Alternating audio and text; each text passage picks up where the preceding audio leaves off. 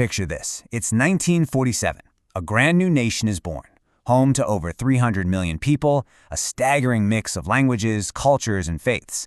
The challenge? Absolutely monumental. How you write a single rule book to unite all this diversity and guide what would become the world's largest democracy? Well, today, we're diving into that epic story, the making of the Indian Constitution. So that really is the million-dollar question, isn't it? How on earth do you even start to write a constitution for a country of this size, with this much complexity? You're not just writing laws, you're trying to capture the very soul and vision of a new republic.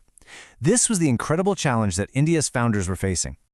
Okay, so to understand the constitution they ended up creating, we actually have to rewind the clock a bit and look at what came before. See, the framers weren't starting with a totally blank page, not at all. They were building on a very long, very complicated history of British administration in India. For nearly 200 years, India was run by a whole series of British laws, first from a trading company and then directly from the British Crown. You can think of this as a kind of pre-existing, if colonial, blueprint. It set up courts, a civil service, government bodies. So when India's founders finally sat down to write their own rules, they weren't starting from zero. They had this whole framework that they could learn from, draw from, and, most importantly, reshape for themselves. Then, of course, 1947 happens. The British leave, and suddenly, that whole colonial framework is obsolete. The country's independent, sure, but what does that actually mean? What are the new rules?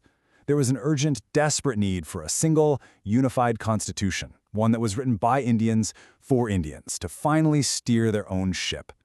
Now, this whole idea of Indians writing their own constitution, it didn't just pop up overnight. It was the result of a long, hard-fought struggle for self-determination that had been going on for decades. It was a demand to finally be the authors of their own destiny. And you can really see that evolution right here. It starts as this kind of radical idea from M.N. Roy back in '34. A year later, it becomes an official demand from the Indian National Congress. By 1940, the British finally agree to it in principle. And by 1946, it's not a question of if anymore, but how, with a real, concrete plan for a constituent assembly finally on the table. The ball was rolling. So the stage is set. But who are the people actually given this historic, once-in-a-lifetime task? Let's meet the architects of the Indian Constitution, the men and women of the Constituent Assembly. The plan was for a huge assembly, 389 members. That number is staggering. It was designed to pull representatives from every single corner of British India and the many princely states. The idea was to have about one representative for every million people, which just shows you the scale they were aiming for.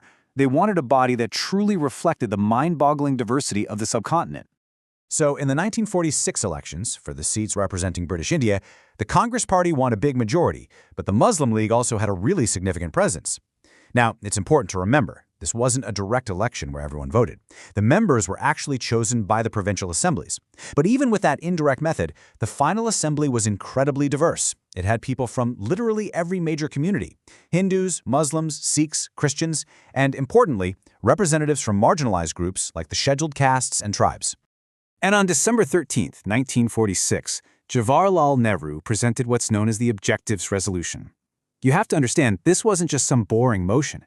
This was the Assembly's mission statement, its North Star. It laid out the fundamental philosophy that would guide every single decision they made: to create an independent, sovereign republic and to guarantee justice, equality, and freedom for every single citizen. Now, to handle this colossal job, the Assembly split up into a bunch of committees. But the most important one, the real heart of the operation, was the drafting committee. Think of this 7-member team as the architects-in-chief. Their incredibly tough job was to take all the debates, all the reports, all the ideas, and somehow turn them into one single, coherent legal document. And the chairman of that committee was Dr. B.R. Ambedkar. A truly brilliant legal mind and a powerful leader, he is rightly known as the father of the Constitution of India. It was his logic, his force of argument, and his sheer persuasive skill that piloted the draft through months and months of intense debate. He was, without a doubt, the chief architect of the final document. So after all the debating, the drafting, the arguments, and the compromises, what did they actually produce? Well, the Assembly created a constitution that was, and still is, totally unique in the world. Let's take a look at this masterpiece. First off, this thing took time. A lot of time. Almost 3 full years of non-stop work. And what's amazing is what they were doing during that time. The framers literally studied the constitutions of about 60 different countries. It was like they were on a global scavenger hunt for the best ideas, determined to build a foundation that used the collective wisdom of the entire world. And the result of all that work? Well, it was the longest written constitution the world had ever seen. And that wasn't an accident, or because they just liked to write a lot. All that detail was a very deliberate choice, designed to provide absolute clarity for a nation that was more complex than any other on Earth. The original text had a preamble, 395 articles, and 8 schedules. I mean, that is massive. And that sheer size was seen as necessary to cover the incredible diversity of India, both geographically and culturally. They wanted to lay down not just big ideas, but also the nitty-gritty administrative details to avoid any confusion down the line. Here's something else that was genius. They built a compromise right into the Constitution's DNA, making it both rock-solid and adaptable. A good way to think about it is like a tree. The core principles, the really important stuff, are like the rigid trunk. It takes a really special, difficult process to change them. But the branches are flexible. Other parts of the Constitution can be amended with just a simple majority, like any other law.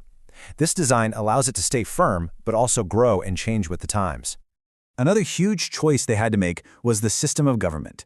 Instead of going with something like the American presidential system, which has a very strict separation of powers, India chose the British parliamentary model.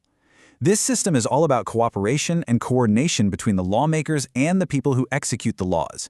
It creates what's called a responsible government. Dr. Ambedkar once famously said that the Constitution was framed after ransacking all the known constitutions of the world, and this slide gives you a little taste of what he meant. But here's the key. They weren't just copying and pasting. They took these brilliant ideas, like fundamental rights from the US, the parliamentary system from Britain, and directive principles from Ireland, and they masterfully adapted every single one to fit India's unique needs. And all of this brings us to the legacy of this incredible document. Because the Constitution isn't just some dusty old artifact sitting in a museum. It's a living, breathing guide that continues to shape the nation every single day. The final draft was officially adopted on November 26, 1949, but it didn't come into full effect until 2 months later, on January 26, 1950. And that date was chosen very carefully. It was to honor the day back in 1930 when the Indian National Congress first declared Purna Swaraj, or complete independence. That day, January 26th, marked the true birth of the Republic of India. Which leaves us with one final, pretty profound question. The world today is a completely different place than it was in 1950. So how does this document, now over 75 years old, continue to be the resilient guiding force for a dynamic, modern nation of over 1.4 billion people? The answer, I think, lies in the incredible wisdom, the foresight, and the brilliant adaptability that its architects built into its very core.